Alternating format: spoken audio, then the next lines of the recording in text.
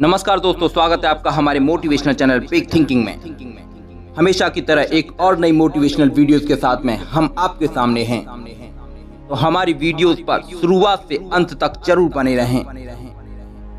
Start करते हैं। एक राजा था, उसने परमात्मा को खोजना चाहा। वह किसी आश्रम में गया। उस आश्रम के प्रधान साधु महाराज ने कहा, जो कुछ तुम्हारे पास है उसे छोड़ दो, परमात्मा को पाना तो बहुत सरल है। राजा ने यही किया। उस राजा ने राज्य छोड़ दिया और अपनी सारी संपत्ति गरीबों में बांट दी। वह बिल्कुल भिखारी बन गया।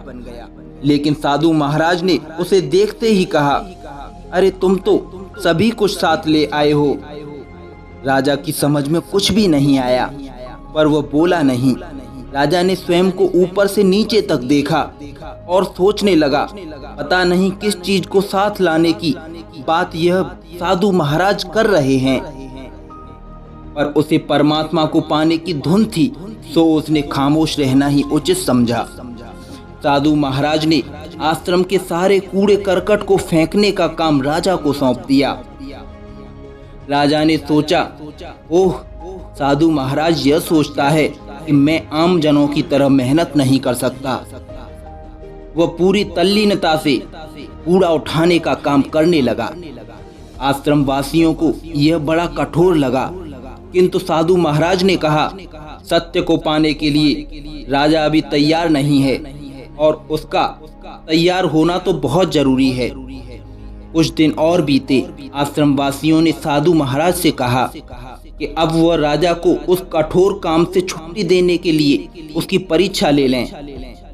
साधु महाराज ने बोला, अच्छा। इस बार राजा को आश्रम से बाहर निकलकर गांव से दूर कूड़ा फेंकने का आदेश मिला। राजा ने मन ही मन कहा, यदि मुझे परमात्मा को पाना ना होता तो आज तुम्हें भगवान से मिला देता। तुम्हारा भाग्य अच्छा है जो मैं पहले जैसा नहीं रहा। अगले दिन राजा अब कचरे की टोकरी सिर पर लेकर गांव के बाहर फेंकने जा रहा था, तो एक आदमी रास्ते में उससे टकरा गया। राजा बोला, आज से 15 दिन पहले तुम इतने अंधे नहीं थे। साधु महाराज को जब इसका पता चला तो उसने कहा, मैंने कहा था ना कि अभी समय नहीं आया। वह अभी वही है। कुछ दिन बाद फिर राजा से कोई राहगीर टकरा गया।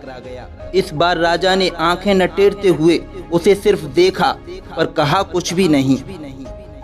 थोड़ी देर आंखें नटेरते हुए दांत भींचकर उसे देखता रहा।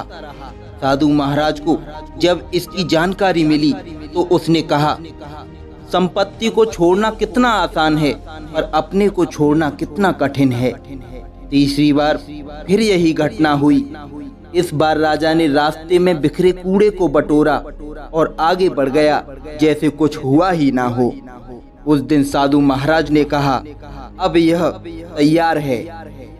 जो खुद ही को छोड़ देता है वही प्रभु को पाने का अधिकारी होता है।